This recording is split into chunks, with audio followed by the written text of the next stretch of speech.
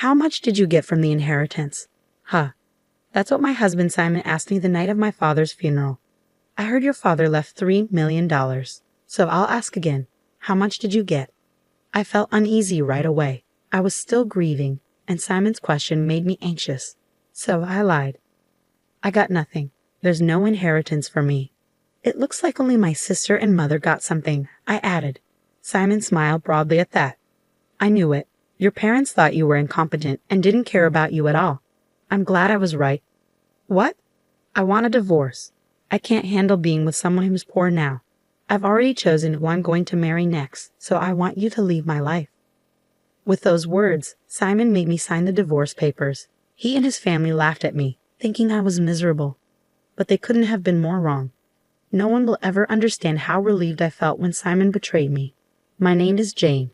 I come from a family of 4, including my younger sister Kim. Kim and I never got along well, not since we were kids. My mom, Anne, always took Kim's side and defended her every chance she got. It made me feel really lonely, but I eventually got used to it. My dad, Dan, who was the only one who supported me and could help, was always busy with work and rarely home.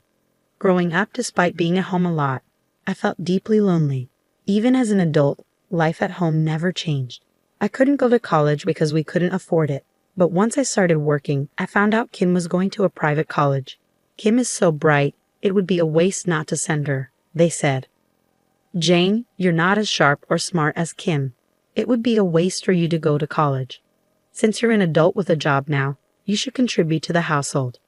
And you should also pay for Kim's tuition. You're her older sister. It's only natural for you to work and support her, my mom said. Acting like this was perfectly normal.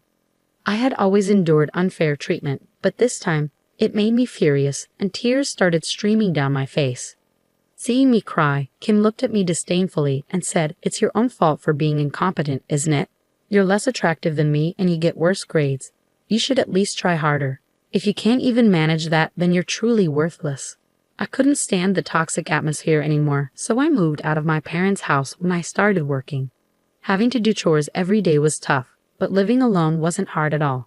In fact, it felt great to be independent. At first, my dad sent me a bit of money to help out, but after about 6 months, it stopped. Instead, I got a letter from my mom. "Dad's been sending you money without permission. You don't deserve it since you never paid for your sister's school or sent us any money. I'll send you an invoice for what you owe us soon. You need to pay back every cent. Stop stealing." My mom, still hating me, sent an invoice for exactly what my dad sent, calling it repayment. I was too uncomfortable to argue, so I paid up, moved to a new place in secret. A few years later, I married Simon, a coworker, and cut ties with my parents for good. So I went back to my parents' house to tell them about my marriage. When I returned, I was shocked to see my father. He had always worked hard, but now he looked much older. His back was bent, and he seemed to struggle just to stand. "Oh, so you're back." I asked my mother about my father. What's wrong with him?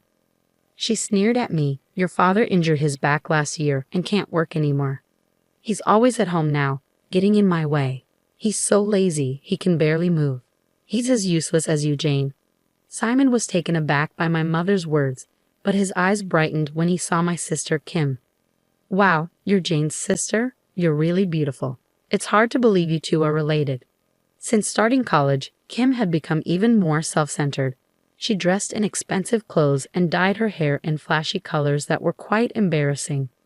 Despite being an adult, she still acted like a student, which reflected her attitude towards studying. "This guy's your husband, Jane. He's pretty cool and handsome." "He doesn't seem like your type at all, Jane." "Honestly, I feel sorry for you, Simon," my sister said sweetly to Simon, touching him in a way that was hard to miss. It hurt to see that, but what hurt more was seeing Simon so happy and excited about her attention. "Anyway, I don't plan on staying here long. I'm going to marry Simon. I'm cutting ties with all of you." "Well, if you're going to cut me off, can you at least wait until I'm done taking care of your father?" my mom said wearily between bites of her snacks. "I need to take care of him, but I really don't want to. Kim shouldn't have to go through this either. It's her college life, and it'd be a shame to make her waste time on such a trivial, annoying matter, right? So Jane, it's your responsibility to take care of your father. You're both incompetent, so you'll get along just fine. My mom's words infuriated me, but I couldn't ignore my father's needs. From then on, I had to visit my parents' house often to look after him. Once I started helping out, I noticed neither my mom nor Kim had jobs. Kim didn't work part-time, and Mom stayed home since Dad got sick. Yet, they ate out and shopped a lot. I was shocked when I found out they'd taken Dad's bank book without permission and spent his savings like it was normal. Dad knew but didn't say anything. Dad, they'll keep doing this if we don't stop them. Why didn't you tell me sooner? Even if I told you, Jane, they wouldn't think they did anything wrong or apologize. I didn't want to burden you any further. You've been through enough. My dad always worked hard for our family and loved me dearly. I wanted to help him however I could. Just as I was thinking of how to help, I got a call from the hospital where Dad was taken after collapsing. I rushed to my parents' house before heading to the hospital. Mom and Kim were casually watching TV, unconcerned. The hospital called about Dad collapsing. Why are you both just sitting here? It's an exaggeration to say he collapsed. He fell in the hallway and hit his head. The ambulance took him to the hospital, so it's up to you now. We need to go to the hospital. I'm worried about Dad. Shut up. If he doesn't make it, the insurance will cover it. Why are you getting so emotional? My mother dismissed me and turned back to the TV. Disgusted, I left them both and hurried to the hospital. At the hospital, my father lay in bed, connected to tubes, barely conscious. As he drifted in and out of awareness, he managed to speak softly. I'm sorry for this sudden turn. I feel like I'm being punished.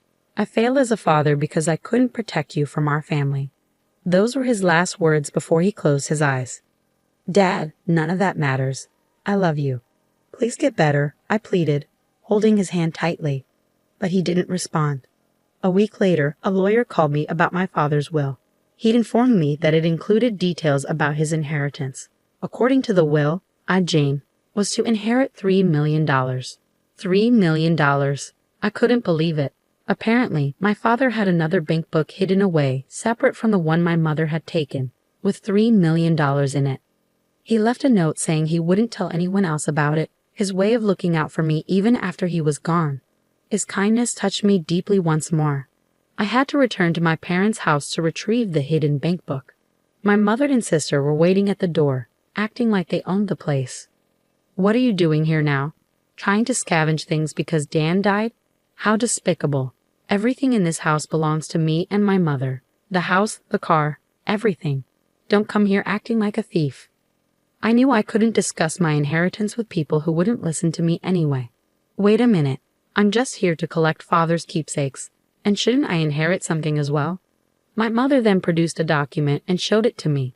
It was another will stating that my mother and sister would inherit everything from my father's estate. The handwriting looked suspiciously like my sister's, not my father's unique style. I couldn't read the will very well since Kim's handwriting isn't very clear. Are you suggesting this is Dad's will?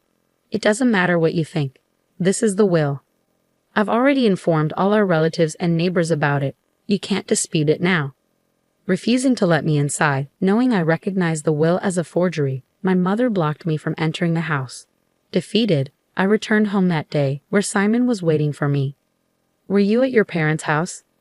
If you had told me, I would have come with you. I wanted to meet Kim. Why are you so interested, Simon? This doesn't concern you.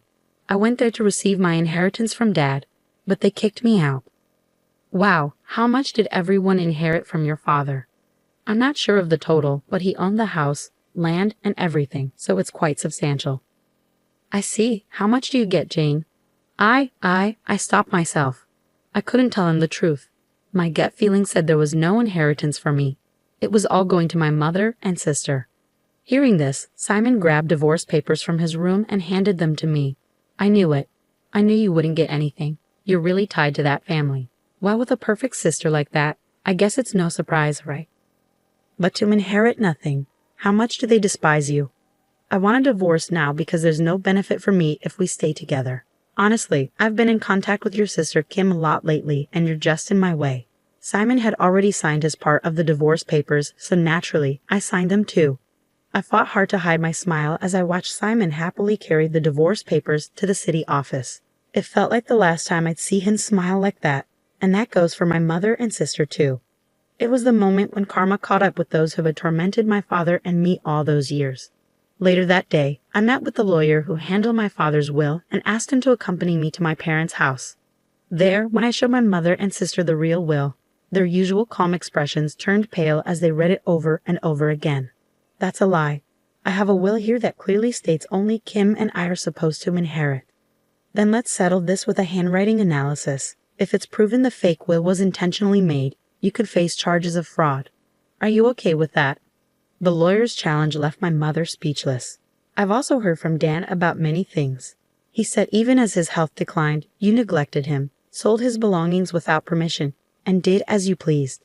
Kim, you were involved in risky behavior with men and gambling, paying off debts with his personal bank book without permission. Due to this misconduct, both of you have been disinherited. If you interfere with Jane's inheritance rights, we'll pursue legal action against you as well. As the lawyer finished, both my mother and sister sat there in disbelief. I decided to retrieve my father's hidden bank book and leave their house for good. Finally, I was completely free from my family. After that, Simon, unaware of the truth, apparently confessed to my sister and started dating her. My mother and sister, keeping the inheritance issues hidden, quickly married him to support their lifestyle and used him like an ATM. Simon, oblivious to their schemes, bought several luxury cars and quit his job, relying on what he thought was their inheritance. Eventually, Simon began to suspect something was wrong. When he realized there was no inheritance, he urgently contacted me. Jane, I was mistaken. You're all I have. I want to start over. Well, I don't need you. Besides, you have Kim now. Take care of your wife properly, okay? I said calmly and hung up. In fact, just minutes before Simon called, I received a call from Kim as well. You've destroyed my life. Simon quit his job and went on a spending spree as soon as we got married. I can't believe I married a man who only cares about money. He's ruined our family name. What are you going to do about it?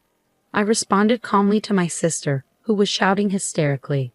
Kim, you're just as money-minded as him. You two are a perfect match, really. And I heard you and Simon got along very well while he and I were married. You should be happy your love worked out.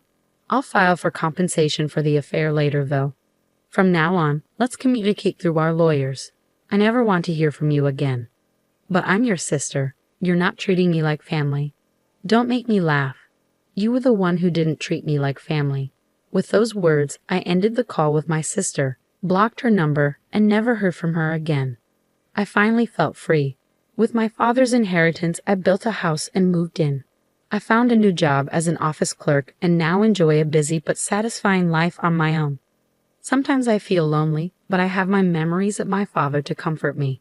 I'm heading out now, Dad. I felt my father's gentle smile watching over me as I looked at his picture hanging on the wall of my home.